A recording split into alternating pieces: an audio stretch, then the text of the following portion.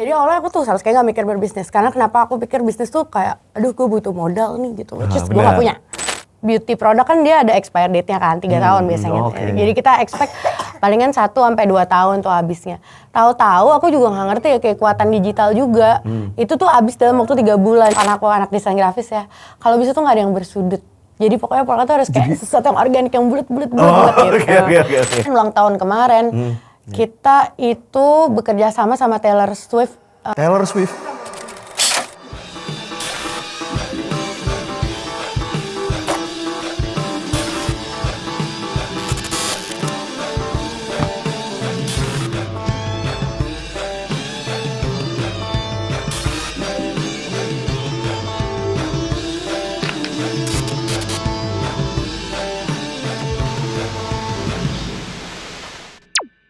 Halo teman-teman semuanya, selamat datang kembali lagi bersama gua Mirza dalam channel Narahubung Kita Indonesia. Hari ini adalah hari yang sangat berbahagia teman-teman ya, karena kita bakal ngobrolin soal perempuan nih dalam acara Women Talks edisi Tiara Adi Kusuma. Tepuk tangan dulu. Nah, buat teman-teman yang belum ngerti nih, Kak Tiara ini siapa sih sebenarnya gitu? Kak Tiara adalah founder dari Polka Cosmetic. Nah, barangkali masih dari teman-teman juga pernah ya untuk menggunakan Polka Cosmetic nih. Nah, ini kita langsung bakal ngobrol-ngobrol sama foundernya langsung nih kayak gitu. Nah, Kak Tiara ini juga merupakan super mom dari ketiga orang anaknya gitu ya, Kak Tiara. Dan Kak Tiara ini menarik banget nih teman-teman kalau semisal kita ngecek IG-nya gitu ya. Kak Tiara suka banget untuk masak-masak, bener Kak ya? Gitu. Bener.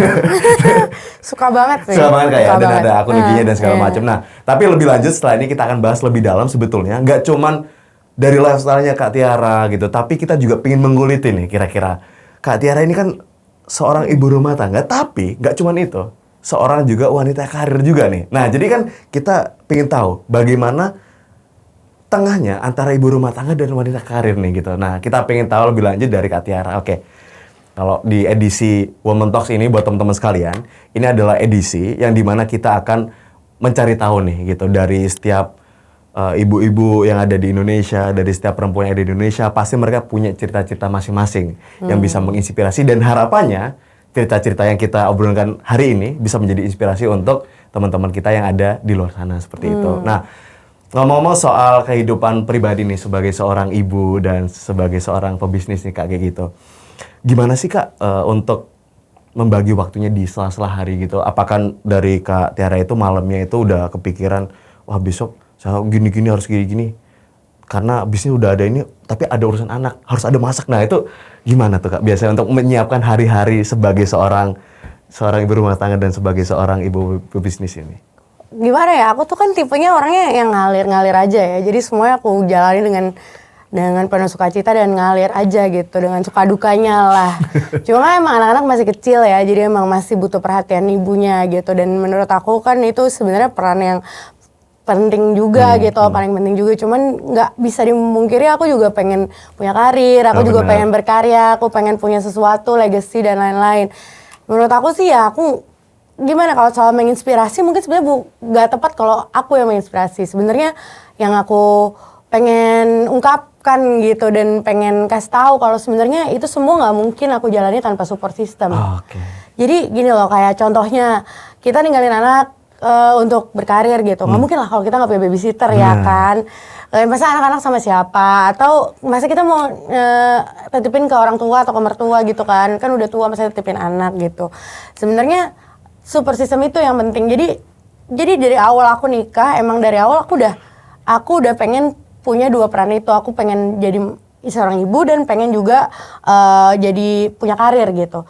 Jadi aku udah persiapkan memang partner atau suami gitu yang emang mengerti dua hal itu. Jadi kalau misalnya emang nggak ada suamiku atau salah pilih suami ya mohon maaf gitu, kurang cocok apa gimana, aku nggak akan bisa menjalani dua peran itu ya. Betul. Karena pasti di ibu rumah tangga atau di karir seperti itu ada konsekuensinya masing-masing gitu kayak. Betul. Jadi kalau misalnya kayak suami nggak ngedukung atau suami nggak support atau aku nggak punya support system yang mendukung gitu, aku nggak mungkin juga bisa ngejalanin dua-duanya. Jadi bukan masalah balancing sih, masalah memilih pilihan yang tepat aja sesuai dengan keinginan ya kan. Jadi bagi yang belum nikah, kalau emang masih mau berkarir, bagi yang belum nikah kalau misalnya Misalnya mau berkarir ya pilih pasangan yang emang mengerti dengan pilihan-pilihan kita dan apa maunya kita. Jadi kalau misalnya emang pasangannya tidak mengizinkan, aku rasa nggak mungkin lah aku bisa jalanin sekarang gitu. Nah ini cocok banget nih buat teman-teman juga nih.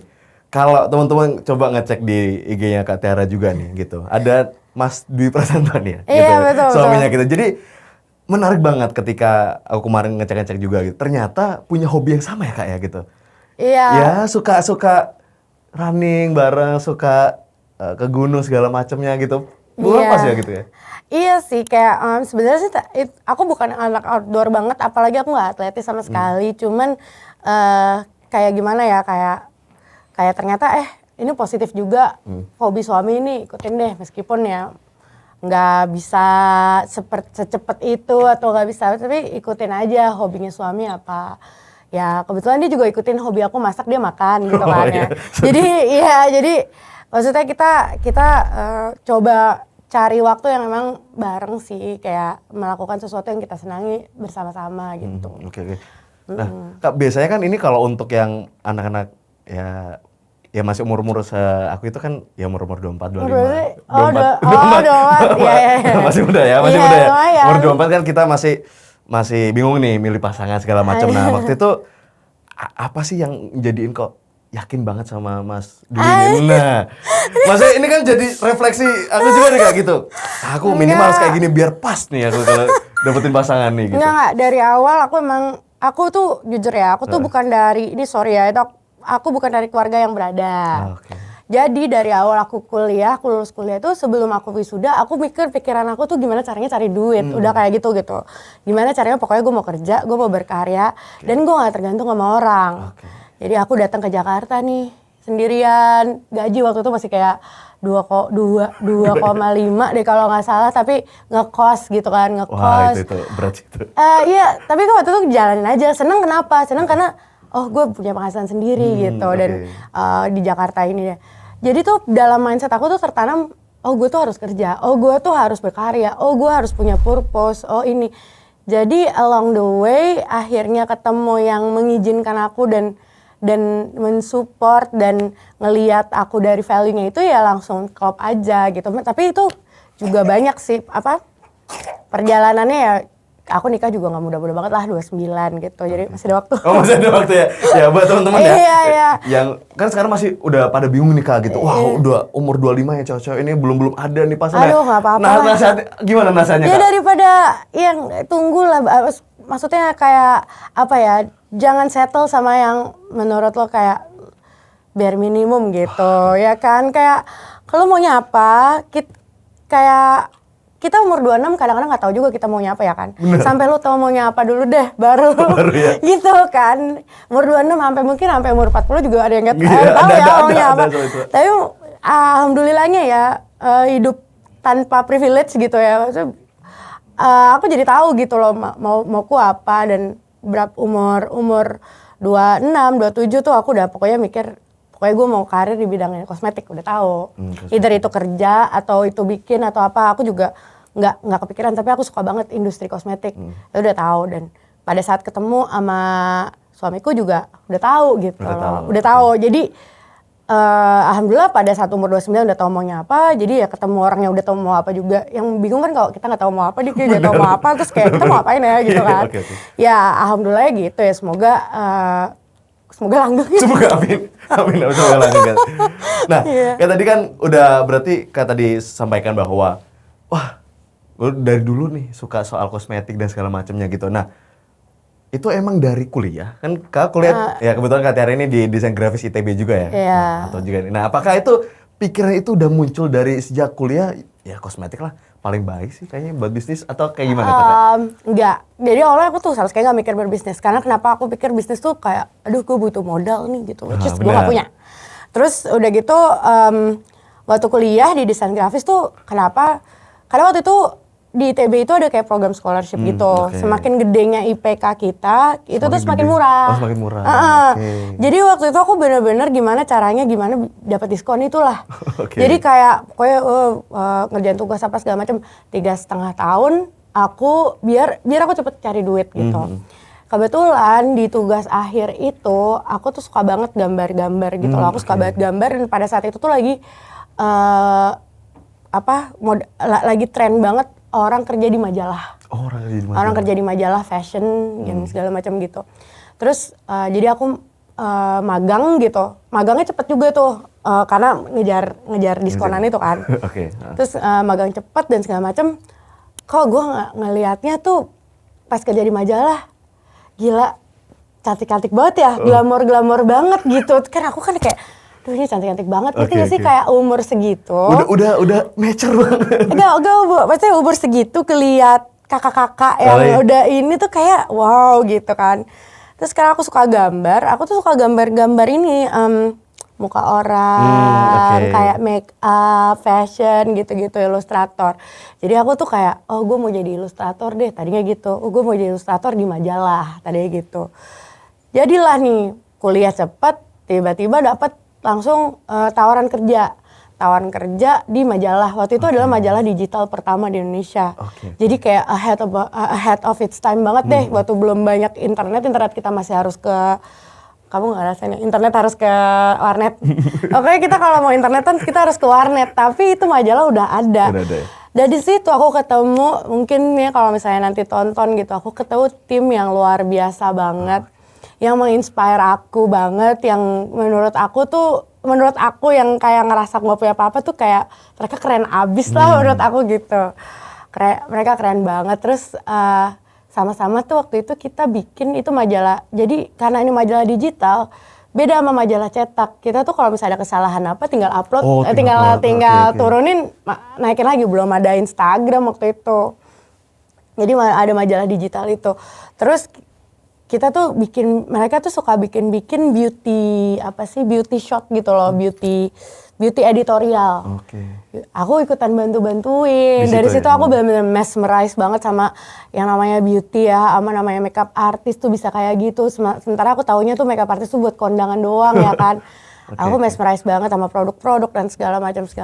Terus berlanjut aku freelance ngedirect. Yang tadinya aku cuma bantu, aku sekarang ngedirect art sebagai art director dari beauty product. Ada beauty product waktu itu Martha Tilar, Pack Martha Tilar. Kliennya Martha Tilar. Pack Martha Tilar tuh kayak profesional artis kosmetiknya buat Martha Tilar. Situ aku benar-benar kayak explore banget sih. Terus langsung di situ benar-benar kayak, oh ini kayak gue emang di sini sih gitu. Di sini. Ya, aku emang suka sama industri beauty dan kosmetik dan warna-warna dan yang glamorize, bukan glamor ya, ngomongnya apa ya itu ya, pokoknya terpana deh sama beauty dan beauty industry udah di situ. Nah, ini kemarin Kak ngomongin soal, berarti kan Kak Tiara kan udah lama nih ya gitu, suka dengan berbagai macam pengalaman tadi di Martha Tilar dan segala macamnya kayak gitu. Nah, kemarin kita coba beberapa riset juga, ternyata salah satu alasan, ini benar atau enggak kayak? Salah satu alasan Kak diriin Polka itu adalah ketika Kak pengen liquid lipstick, lime cream. Tapi harganya lumayan lah pada saat itu ya. Akhirnya kepikiran, apa gue bikin sendiri ya? Nah, kira-kira kayak gimana tuh Kak pada saat itu?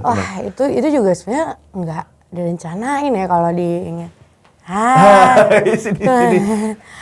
Itu sebenarnya nggak direncanain ya, gimana ya? Jadi aku tuh kan emang karena seneng itu, jadi aku tahu ya tren-tren dari Amrik, tren dari mana aku tahu.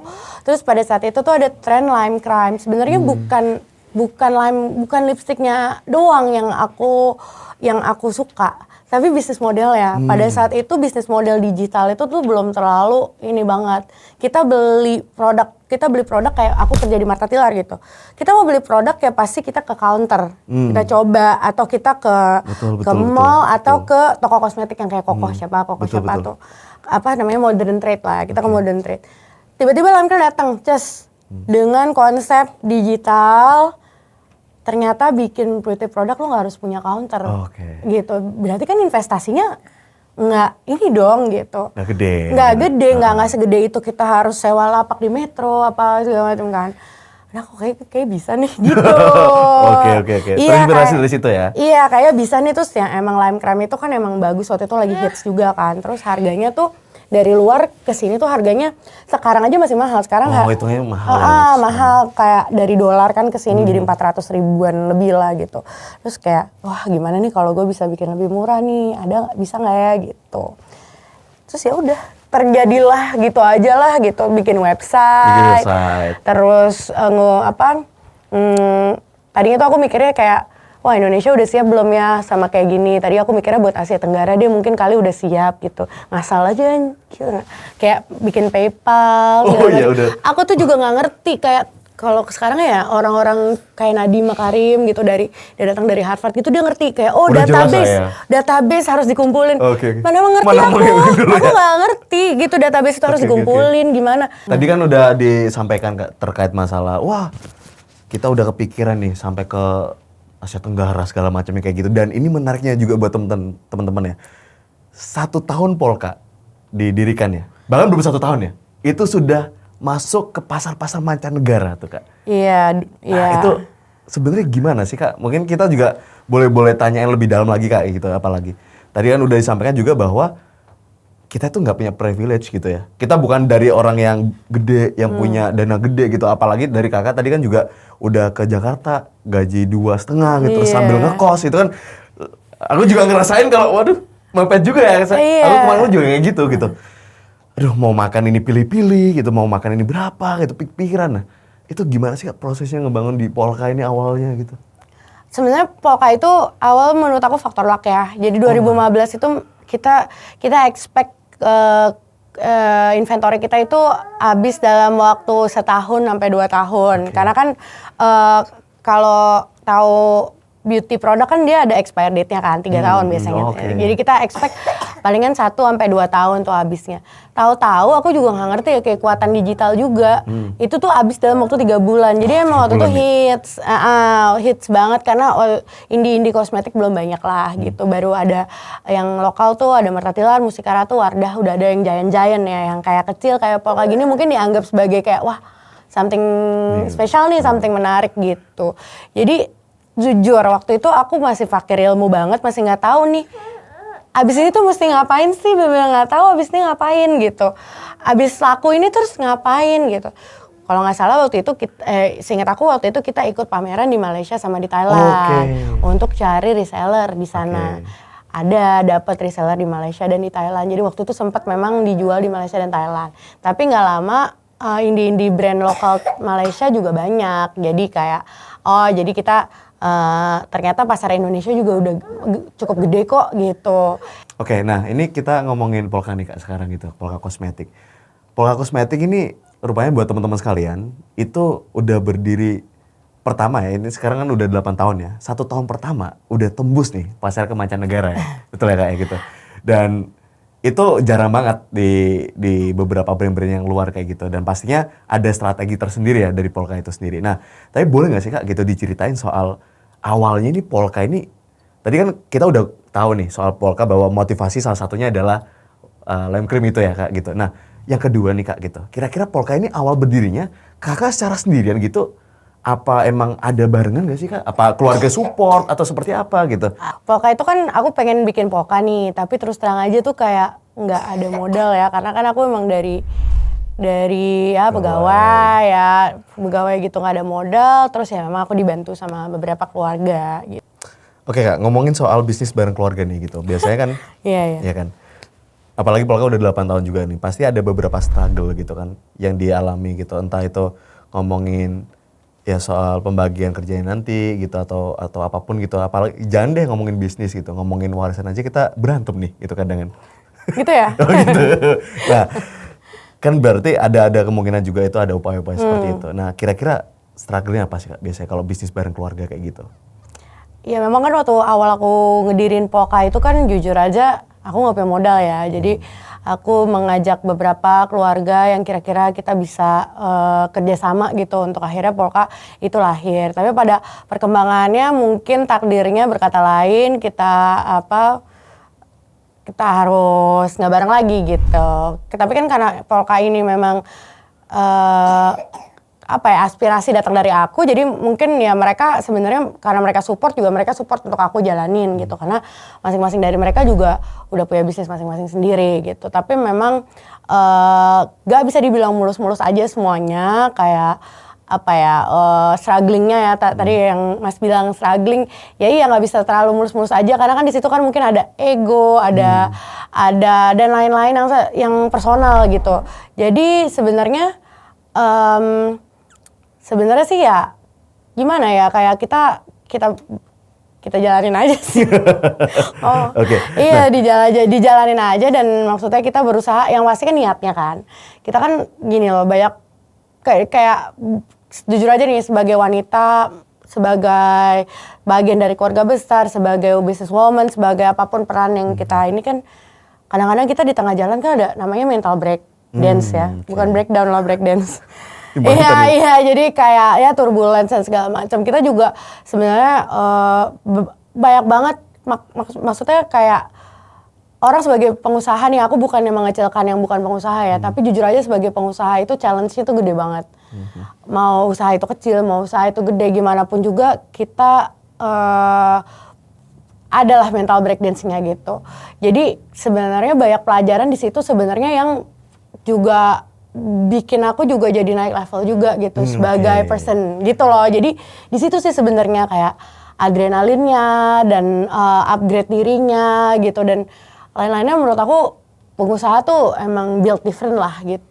Dan aku tuh jujur kecemplung sih. Kecemplung, dan aku kalau nggak mikirin nggak mikirin aku pengen berguna bagi orang banyak, pengen menciptakan lapangan kerja buat orang banyak. Maksudnya sesuatu yang goals yang memang di luar dari diri aku sih, aku rasa aku nggak akan mau gitu ngejalanin sampai 8 tahun gitu. Apalagi dengan struggling keluarga dan lain-lain. Tapi akhirnya dengan perjalanannya dan itu, dan dengan dinamika yang luar biasa itu, ya akhirnya udah emang harus dijalani, dan itu sebuah proses lah. Tapi emang bener sih, pengusaha itu kan emosional roller coaster banget ya Kak gitu. Lumayan. Jadi bukan yang dia pikirin bukan cuma dia sendiri, bahkan ya entah itu rekannya ataupun bahkan karyawan-karyawannya begitu. Nah, tapi Kak, dari cerita Kakak gini kan, itu ada nggak sih bedanya kalau bisnis bareng keluarga? Kalau ngomongin bisnis ya Kak gitu, kalau ngomongin bisnis kan namanya walaupun kita bisnis sama keluarga, itu juga rekan bisnis kita kan gitu. Ya. Nah, tapi yang ngebedain apa sih sebenarnya?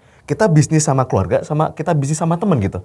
Apakah yang ngebedain itu intervensi atau sebenarnya sama-sama aja? Jadi punya prinsip, kan ada orang tuh yang punya prinsip bahwa ya walaupun lo keluarga gue ya, kalau bisnis, duit ya duit gitu. Jangan dibeda-bedain gitu. Nah, kalau dari Kak Tiara sendiri tuh ngebedainnya gimana sih? Apakah ada prinsip tertentu antara ini keluarga sama ya rekannya sama aja, atau ada hal yang beda tuh? Dan nggak bisa dihapuskan di situ.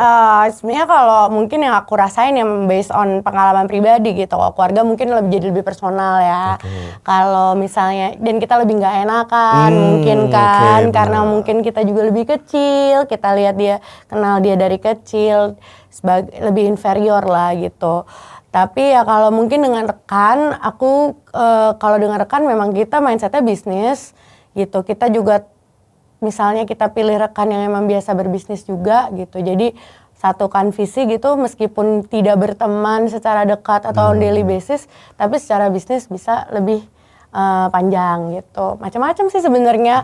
Cuman mungkin emang jodohnya emang udah tidak lagi bersama bisnis keluarga ini gitu. Jadi jodohnya mungkin akhirnya Polka berada di, maksudnya akhirnya aku take over Polka gitu secara 100%. Tapi dengan hal struggling itu, Polka masih ada sampai 8 tahun ini, bahkan lebih berkembang juga ya. Alhamdulillah sih. Gitu ya. Sebenarnya sih Polka sampai sekarang ini tuh bertahan karena aku memang benar-benar pengen menciptakan lapangan kerja buat orang. Mungkin kalau sekarang mungkin belum begitu banyak belum begitu banyak yang bergabung ya, dibandingkan dengan perusahaan-perusahaan lain. Tapi setidaknya lumayan lah gitu. Terus jadi ngerasa berguna aja gitu hidup, ya nggak sih? Kalau misalnya kayak bisa berguna bagi orang, terus punya dream, punya aspirasi apa gitu, kita kan jadi meskipun apapun kesulitannya, strugglingnya sama siapapun kita berekan, kan kita juga jadi lebih lebih hidup gitu rasanya. Kalau di aku ya lebih hidup gitu. terlepas dari tanggung jawabku sama keluarga gitu kan. Jadi lebih hidup, jadi lebih kayak gue bisa gini nih, gue bisa gitu nih, gue bisa merasa fulfill gitu, ngerasa apa itu merasa namanya bermanfaat untuk sekitar. Iya ngerasa bermanfaat lah ya gitu.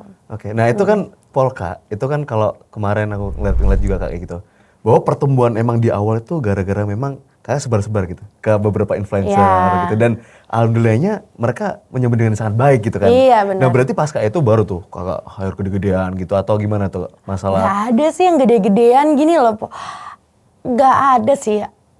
Aku gimana ya? Mungkin ini unpopular opinion ya. Okay. Aku lihat gitu, aku observe bisnismen lain, sepak terjangnya. Terus aku juga ngerasa kurang banget juga ya di bisnis karena secara basic aku kan nggak ada ekonomi sama sekali ya. Desainer grafis, aku perhatiin brand-brand, startup gitu. Kok aku kurang percaya ya apa namanya bakar duit. Wah, itu ekspansi, yang gitu ekspansi yang terlalu masif, yang terlalu rapid gitu. Aku bukan yang gitu. Jadi aku mikir kayak sesuatu yang bertahap, yang kita berproses, yang step by step. Kadang-kadang kita kan kalau misalnya sebagai pengusaha, apalagi muda ya, ngelihat kayak gila yang lain udah segini, gue masih gini, oke gue nggak mau kalah nih, gue harus hire influencer 1.000, dia 2.000, gue 3.000 deh gitu. Sebenarnya ya itu sah-sah aja, mungkin works bagi beberapa orang, tapi di aku percaya sesuatu yang akarnya kuat, sesuatu yang step by step, sesuatu yang berproses, sesuatu yang dikit-dikit itu nantinya akan lebih sustain gitu. Makanya Polka juga bisa bertahan 8 tahun, alhamdulillah sustain gitu. Ya mungkin salah satu faktornya karena itu juga. Nantinya kita dapat momentum lagi seperti 2015, insya Allah kita udah siap secara mentally, secara infrastruktur, secara semuanya, supply chain, bla bla bla udah siap gitu. Jadi bedanya itu sih, kayak ekspansif, sesuatu yang terlalu ekspansif sebenarnya mungkin nggak bisa works buat semuanya gitu.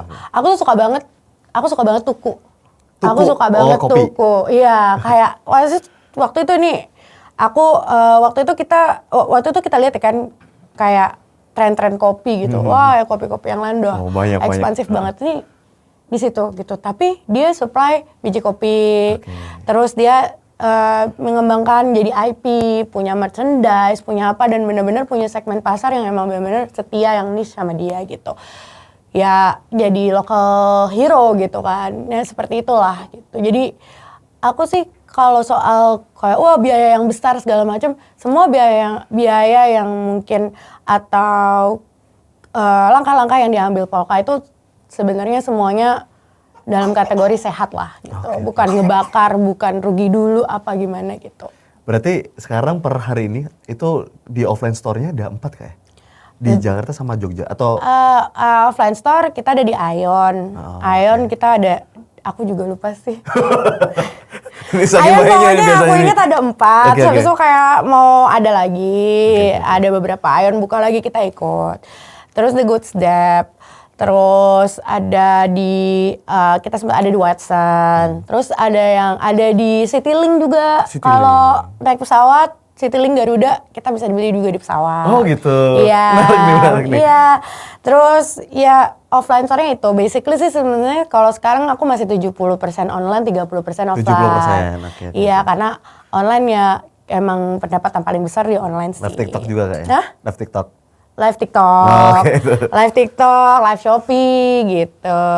Ya itu sih sebenarnya. Jadi aku sekarang perkuat baseline dulu gitu. Ya. Berarti total kalau sekarang nih Kak gitu, kurang lebih berapa sih karyawannya Kakak gitu sekarang? Yang intinya tuh ada 7. Terus ada bagian fulfill, ada bagian lain-lain lah. Intinya 7 sih. Intinya 7 ya? Iya. Oh 7 ya? Awal Polka cuma 3. 7 orang aja itu intinya? Awal Polka cuma 3. Cuma 3? Iya. Emang sih aku... Itu tim yang padat banget loh, 7 berarti ya? Iya sih. Ya awalnya itu 3 karena aku sendiri ngerjain kayak 3 pekerjaan gitu. Nyambi ya? Iya, banyak kan aku desain juga, apa juga. Sebenarnya kan kenapa juga bisa berjalan karena kita gini loh kayak kayak common sense aja sih. Kalau OPEX lu tinggi, tapi lu belum tahu ke depannya gimana gitu loh. Jadi aku bertahap. Okay. Itu yang aku bilang bertahap. Bisa sih nambah jadi 15 karyawan, Bisa tapi aja nanti ya? PHK gimana gitu oke. kan. Nggak enak Bisa banget. sih nambah jadi 20 gitu. Jadi kita jaga OPEX-nya, kita sejahterakan dulu yang 7 ini, nanti baru tambah gitu. Kalau dibilang berat buat mereka kayaknya happy aja, nggak tahu deh. Nggak tahu guys, happy nggak sih? Oke. Semoga happy ya, pasti happy lah gitu. Nah, gitu. Kak, kalau Polka ini kan salah satu yang sering digemborkan adalah indie kosmetik. Indie kosmetik. Nah, sebetulnya ini apa sih yang ngebedain indie kosmetik dan kosmetik konvensional, kosmetik hari ini yang banyak beredar itu apa yang value difference-nya Aku gitu? juga nggak ngerti indie kosmetik tuh istilah dari mana ya? Itu ya, barusan saya referensi indie kosmetik. Indie kosmetik mungkin ini kali ya, kayak nggak masif kali ya, Iya, mungkin nggak semasif yang lain yang memang punya pabrik sendiri kan. Polka kan belum punya pabrik sendiri kan. Oke. Iya, jadi kita masih independen, masih apa ya, punya beberapa rekanan pabrik tapi bukan punya kita gitu. Oke, berarti kalau ngomongin soal Polka lagi Kak, itu ada beberapa hal yang menurutku menarik banget di Polka, yang beda sama brand-brand lainnya, yaitu adalah soal visualnya gitu, soal visualnya. Bahwa Polka ini secara visual ini menarik banget nih teman-teman, colorful, youthful kayak gitu dan berani gitu, pakai warna-warna yang berani. Nah, itu gambarin karakternya Kak Tiara apa gimana sih sebenarnya? Coba nggak sama sekali sih. Nggak sama sekali? Nggak sama sekali. Jadi Polka tuh totally opposite dari aku gitu. Kayak Polka, Alter egonya. ya alter ego gitu. Jadi Polka tuh awalnya kenapa Polka itu karena aku tuh ngerasa kayak bosan ya kosmetik gini-gini aja gitu. Pengen deh bikin yang warna-warni gitu, yang youthful banget. Terus jadi ke bawah sampai sekarang gitu. Jadi kayak sesuatu yang extrovert, sesuatu yang vibrant, sesuatu yang kalau dilihat dari jauh tuh kelihatan. Which itu gak gue banget. Beda banget ya? Beda banget. Jadi kayak semacam penyaluran yang bukan gue gitu. Kayak apa ya, bukan alter ego ya, kayak ya aku pengen jadi kayak Polka gitu. Aku pengen jadi orang kayak Polka, tapi aku bukan orang kayak Polka. Jadi kayak aku anggap Polka ini personifikasi seseorang yang memang aku lihat kayak aspire, kayak waktu aku inget yang tadi aku cerita gitu. Wah keren banget ya dia, ya kayak gitu. Aku ngeliat itu warna-warna kayak gitu. Wah dia keren banget ya. Sementara kan aku introvert, Polkanya kelihatannya ekstrovert gitu, kayak beda banget deh pokoknya. Tapi berarti kalau kayak gitu kan biasanya kita udah masuk ke dalam apa ya, kayak nilainya kayak gitu nggak pengen Kak? Maksudnya bener-bener yaudah deh Polka ada gue gitu. Enggak. Atau emang bener-bener diposisikan Polka ini emang ya yaudah sebagai gue pengen kayak Polka deh gitu. Jadi gini loh, kayak aku kan di beauty industry kan. Ya aku cerita aku kayak menangani beberapa brand beauty dan lain-lain. Aku tuh anggap sebagai kayak cewek, kayak ngapain sih kita pakai make up? Ngapain sih kita pakai parfum gitu? Kadang-kadang cewek itu pakai make up, pakai parfum itu bukan buat cowok tahu. Orang pakai make up, pakai parfum iya buat cantik, tapi sebenarnya bukan buat cowok. Cewek tuh kayak gitu buat seneng-seneng aja. Karena bikin kita jadi seneng. Nah, aku tuh pengen si Polka ini tuh kayak ya udah sesuatu bagian dari menyenangkan dari daily-nya orang. Nah Kak, biasanya kan di hari-hari ini gitu kan kayak gitu. Sebenarnya bukan cuma hari-hari ini doang gitu. Anak-anak SMA, anak-anak SMP itu udah pada make up. Banget, iya. Banget kan ya, iya. terutama adekku juga sendiri nih gitu. Iya. Sebenarnya awal-awal ngelihat dia make up, apa ya, bahasnya kok menor banget ya. Tapi gak berani ngomong. Soalnya, apa ini emang fase-fase pubernya mereka gitu ya. Nah, Polka kalau ngelihat masa-masa gitu gimana Kak? Masa-masa orang-orang yang mungkin dari anak-anak menuju remaja gitu kan ada masa-masa kayak gitu. Nah, apakah Polka itu juga fokus ke marketnya seperti itu Kak? Iya, sebenarnya kalau cara orang mengekspresikan diri, no matter what age you are, itu bebas aja sih. Cowok, cewek, umur berapa, kalau kita mau mengekspresikan diri bebas aja. Aku mungkin dulu tumbuh di lingkungan yang mungkin nggak terlalu ekspresif gitu. Terus aku masuk ke sekolah ITB seni, terus ekspresif banget gitu. Jadi aku sangat menghargai ekspresi orang, apapun. Kayak menor, apa itu kan kayak mungkin part of dia mencari jati diri, mungkin part of dia bisa diterima sama peersnya mungkin atau apa, kita nggak tahu. Tapi yang aku tahu itu adalah part of mengekspresikan diri, jati diri dan segala macam. Jadi aku ngelihat Polka itu sebagai karakter yang seperti itu gitu. Kalau memang yang berani, yang ya udah kayak sangat menghargai ekspresi-ekspresi gitu. Makanya kita tuh sempat Polka itu kemarin ulang tahun kemarin. Kita itu bekerja sama Taylor Swift. Taylor Swift? Bukan. Santai. Oh iya. Sama Taylor Swift Fans Club. Oke, Taylor Swift nih kalau kamu denger ya, Swiftie Indonesia namanya. Swiftie Indonesia. Aku tuh seneng banget di situ karena ada 1.800 orang nyanyi lagu Taylor Swift, padahal Taylor Swift-nya nggak ada. Ya karaoke. Karaoke. Taylor Swift-nya itu adalah ketua Swiftie yang pakai baju Taylor Swift, gitu. Jadi kayak something like that, something yang ekspresif gitu, dibandingkan dengan sesuatu yang diem-diem aja gitu, sesuatu yang upbeat lah gitu. Ya aku seneng banget tuh ngelihat energi dari 1.800 orang bernyanyi bersamaan. Pokoknya tuh something like that lah. Party gitu, sesuatu yang bikin hidup jadi happy lah gitu. Bentuk ekspresi orang. Iya, gitu bentuk ya. ekspresi orang gitu. Dan benar-benar 1.800 kan berarti termasuk ini juga ya, termasuk lain-lain gitu. Kalau sekarang tuh ada The Nurul, ada Teteh Kena gitu. Iya, benar-benar. Iya, kalau sekarang banyak tuh ada The Nurul, tapi semua bernyanyi ke suatu lagu, suatu musik yang mereka tahu gitu. Ya, nah, Polka tuh ada di situ, aku happy banget gitu. Jadi kayak, oh cocok nih gitu. Jadi bagian yang fun gitu. Semua kalangan berarti ya? Iya, semua kalangan. Jadi bukan orang yang ekspresif doang, tapi mungkin ya semua kalangan aja gitu. Untuk yang pengen happy aja, pengen upbeat gitu. Bener sih, sekarang itu banyak yang dikotomi gitu. Ada yang bener tadi The Nurul gitu kan. Orang-orang yang sekarang kan banyak ya orang-orang yang pengen dugem di Bajawa kayak gitu, tapi katanya alah ini mah mau dugem tapi nggak punya duit, ya udah dong. Ya awal dulu yang namanya seneng-seneng gitu kan gitu. Nggak apa-apa. Iya kan gitu. Iya. Apa semua dugem harus yang mahal-mahal kan nggak juga gitu. Kesenangan orang beda-beda juga kan. Iya. Nah, okay. Tapi makanya dari segi price point juga Polka juga kan sebenarnya nggak terlalu mahal ya. Kita ada parfum juga di under 200.000. Terus lipstick juga under 100.000. Tapi ya emang menghadirkan desain-desain yang nggak biasa gitu.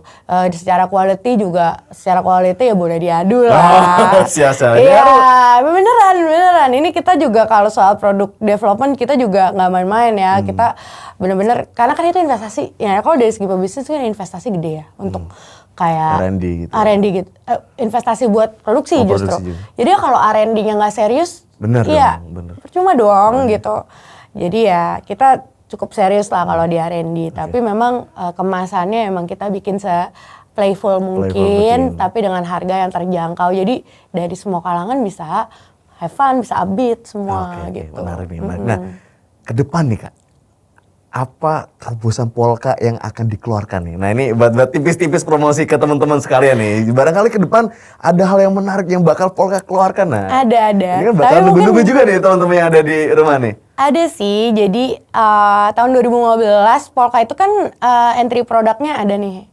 Jadi kayak dulu tuh customer Polka tuh suka lah, lumayan diterima dengan baik kan 2015. Nah ini kita mau rilis ulang, tapi with a twist lah, ada twistnya. Iya, jadi rencananya kita akan keluarin produk-produk yang emang nostalgia lah dari 2015, terus kita tambahin lagi juga range-nya gitu. Terus packagingnya lucu banget, parah. Lucu banget ya? Parah, pasti lucu nih ya? Oke. Iya, kayak aku ngeliatnya gemes, tau gak sih? Kayak, kayak apa ya? Boleh spill nggak referensinya kayak gimana ntar biar kita ada gambaran dikit. Kalau ngelihat parfumnya Polka sekarang bisa browsing ya kurang lebih kayak gitulah. Kita Polka itu aku gini loh, karena aku anak desain grafis ya. Kalau bisa tuh nggak ada yang bersudut. Jadi pokoknya Polka tuh harus kayak sesuatu yang organik, yang bulat-bulat gitu. Oke. Jadi kayak gak boleh kaku-kaku gitu ya? Gak boleh kaku-kaku gitu, jangan kaku-kaku. Iya, jadi aku excited banget sih sama produk yang ini gitu, karena aku tahu juga udah banyak yang nanyain kok nggak diproduksi lagi, kok discontinue gitu. Ya udah kita adain lagi, tapi aku nggak mau kali ini, nggak mau biasa-biasa aja. Oke, siap. Mumpung nih sama foundernya, bulan kapan sih Kak kira-kira bakal di launching nih? Iya, Lebaran puasa lah. Lebaran puasa ya, teman-teman ditunggu ya. Jadi puasa. lebaran udah bisa pakai. Udah bisa update nih lebaran kita nih. Lebaran juga udah bisa update ini ya, bulan Fitri. Bulan Fitri ya. Okay. Kita udah ngobrolin terkait masalah polka segala macamnya kayak gitu, dan kita udah tahu nih dari sudut pandang Kak Tiara juga soal ya gimana sih perempuan untuk ngebisnis segala macamnya kayak gitu. Dan antara perbedaan orang pebisnis dan juga wanita wanita rumah tangga juga gitu kan Kak. Nah, sekarang Kak mungkin yang pengen coba ini nasihat ke aku sih Kak gitu ya. Barangkali. Ini kan sebagai orang-orang yang berumah tangga nih gitu kan sebetulnya. Nah, nanti itu sebagai seorang cowok nanti gitu ya. Pasti ada beberapa yang dinarasikan kalau nanti punya istrimu nanti boleh kerja atau enggak gitu. Nah, itu tuh sebenarnya tuh gimana sih Kak kalau sebagai seorang perempuan ngelihat hal kayak gitu tuh? Harus milih yang mana sih sebenarnya? Kalau disuruh milih tuh milih yang mana sih Kak? Banyak tahu yang kayak meskipun sekolahnya tinggi gitu, bukan meskipun ya dia emang pengennya jadi ibu rumah tangga, ada juga bahagia juga sama. Maksudnya tergantung maunya gimana aja, tapi nggak ada hubungan sama edukasi juga kan. Cuman menurut aku ya yang tergantung sih maunya apa, kayak maunya seseorang yang mau berkarir dan mau jadi ibu rumah tangga mesti milih antara motherhood and career gitu. Ya berarti harus pilih pasangan yang support itu.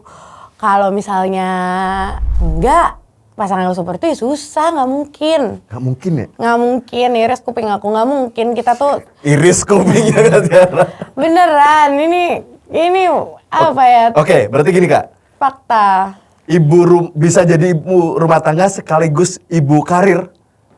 Kalau udah ada support system. Oke. Kalau ada support system. Jadi kita jangan, aku tuh gini ya, ada alpha woman kadang-kadang gini. Ini dia super mom, ini dia alpha woman. Apa sih? Aduh kalau nggak ada suami, nggak ada babysitter nggak mungkin. Nggak bisa ya, sulit ya. Beneran sulit. Aku bukannya mengecilkan yang alpha woman apa gimana. Tapi kok aku ngejalaninnya tuh sangat terbantu banget sama support system itu gitu. Aku bisa ada sekarang ini ya karena support system itu, support suami, keluarga sendiri dan lain-lain gitu. Nggak bisa sendiri, nggak mungkin bisa sendiri gitu. Jadi kayak dibilang alpha woman bisa semuanya, wanita itu bisa semuanya, ya bisa kalau ada support systemnya. Berarti itu sebenarnya khayalan kayak gitu. Kalau nggak ada support system. Menurut aku bisa banyak juga teman-teman yang kayak gitu yang tapi jarang juga. Jarang gitu nafkahan. Jadi aku juga ngelihatnya perempuan-perempuan yang sekarang ada di top leadership dan lain-lain juga perhatian dia punya suami yang support. Oke. Punya ya minimal suami lah yang support gitu. Atau suami yang emang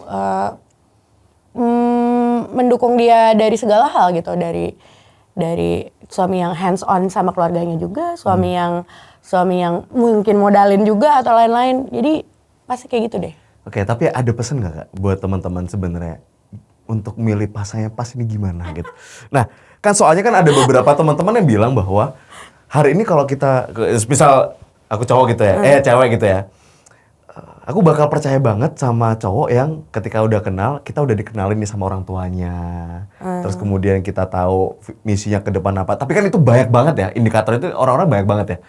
Dan itu ya pasti punya prinsipnya masing-masing gitu. Nah, tapi kalau dari Kak Tiara nih gitu, sebenarnya ada nggak sih satu atau dua hal yang kalau kalian nemuin ini di cowok kalian, udah gas aja lah. Yang green flag. Green flag, bukan red flag. Jangan yang green flag gitu dari cewek. Gini loh, kayak kan pertama kita tahu nih mau kita apa. Jadi kita tahu juga quality yang kita mau dari pasangan apa gitu kan. Gak bisa dong kalau kita sekarang naiknya Mio, mintanya Pajero gitu ya. Sekarang banyak kayak gitu kan ya? Enggak, gimana ya? Kayak kadang-kadang sesuatu yang bikin kita fulfill atau sesuatu yang pencapaian kita nggak melulu soal kendaraan atau apa. Atau gila dia kawin sama suami yang tajir apa segala macam. Kalau di aku nggak gitu lah. Kalau di aku tuh, aduh jadi malu nih. Kalau di aku tuh gini, quality pasangan yang apapun mau aku, dia percaya sama aku gitu loh. Kayak apapun segila-gilanya ide gue, seabsa-absa gue, oh iya dia dukung gitu. Oh iya, jadi aku juga kayak gitu ke dia. Segila-gilanya kayak gue pengen bikin lipstick nih, gue pengen bikin ini. Ayo, coba aja. Ayo dukung gitu. Berarti kan dia percaya sama kualitas aku. Nah gini loh, di luar sana kalau kita ngerjain sesuatu, kayak aku gitu, Polka. Mungkin ada orang nih, Polka apaan sih? Iya Bener, apaan sih, bener. masih kecil nih, apaan sih nih orang gitu. Banyak ada 1.000, 10.000, 20.000 orang gak percaya sama aku. Aku datang ke investor, mereka juga gak percaya sama aku siapa. Aku datang ke temen aja, mereka mungkin gak suka sama produknya. Tapi ada one person yang ada di belakangmu yang emang yang emang benar-benar support, yang tahu ide-ide kamu itu bakal bisa diwujudin dari sesuatu. Ya siapa lagi dong kalau bukan pasangan ya kan. Jadi kalau misalnya perempuan-perempuan yang emang pengennya berkarya, emang pengennya punya ide-ide gitu, ya temuin orang yang emang bisa menganggap kalau ide-ide kamu tuh oke gitu. Atau kalau nggak oke, dia juga bisa kasih tahu, bisa kasih pandangan yang insight yang emang benar-benar bisa diterima gitu sama kita. Itu sih sebenarnya. Jadi itu yang paling green flag sih menurut aku. Aku kayak aku pengen ini nih. Oh iya bagus banget. Tapi itu menarik banget sih, dikasih ruang berekspresi kan. Jadi berekspresi. kalau ada ide-ide gila kayak gitu, ya aku pengen bikin kayak gini deh. Menarik tuh. Gimana gitu. Bukannya kayak sulit aja tuh, itu menyebalkan. Kamu nggak mungkin, kamu kan orangnya gini itu gitu. menyebalkan sih, itu menyebalkan sih. Iya kan, atau kita sesuatu yang kita excited, dia excited juga. Gimana ya, kayak kita cerita sama temen, gue pengen ini. Kita juga nggak suka kan kalau misalnya kayaknya lo nggak bisa deh Iya, gitu. apa kita tidak ke teman butuh cuman, oh iya bisa itu bisa. Iya kayak gue yakin lo pasti bisa.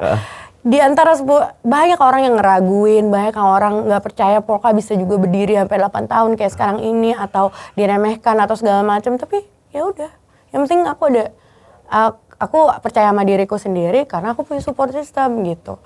Itu sih Pak yang menurut aku neon green flag, neon green flagnya gitu.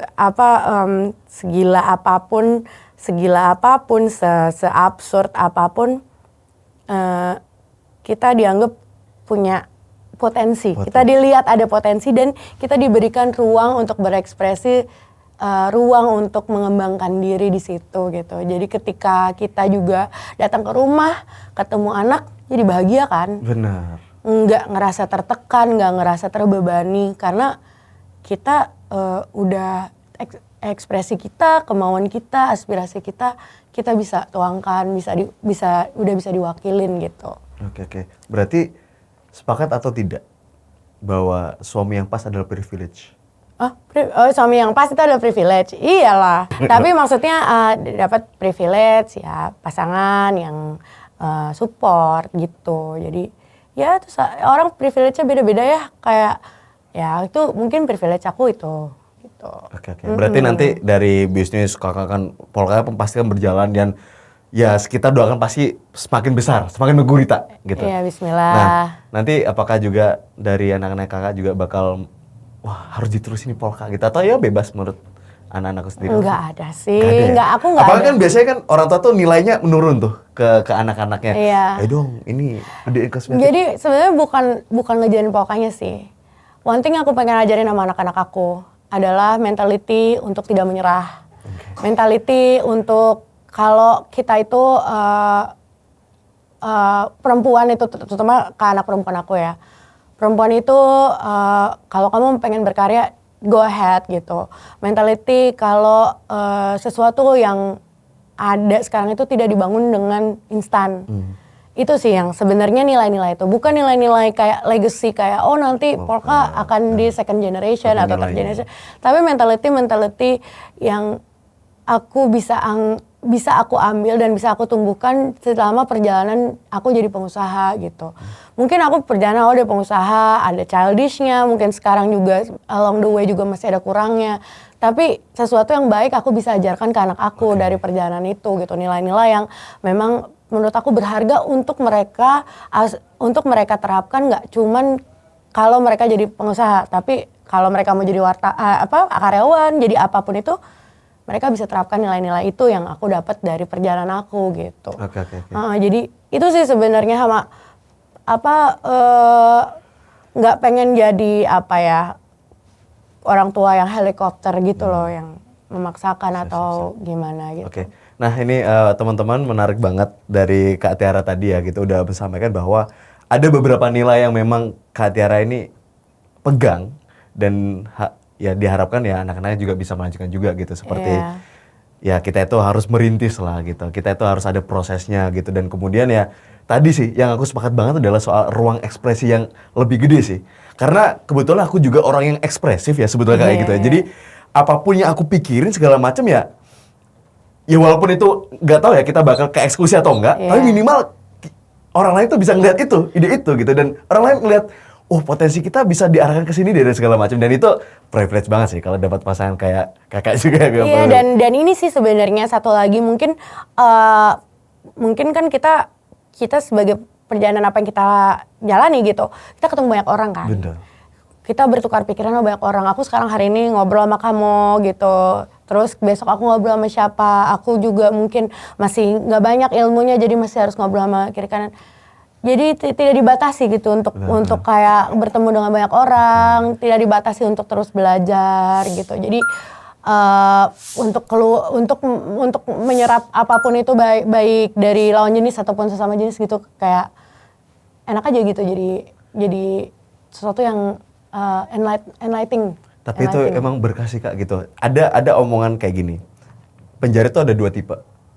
Ada penjara benda penjara, ada penjara pikiran. Anjay. Jadi kalau kita itu sekarang kita ngelihat penjara fisik ya itu penjara fisik, tapi ada kok orang yang benar-benar bahkan dia mau ngeluarin ide liar pun itu mereka masih aduh gue takut nih segala macam nih. Nah beruntung juga Kak Tiara takut dijudge, takut dibilang gagal gitu. Padahal cuman ide doang gitu. Nah itu kalau ada orang yang bisa dan ada ruang itu sangat spesial sih. Gitu ya itu sih. Kan sebenarnya sih kan kalau sekarang ada istilahnya overthink ya.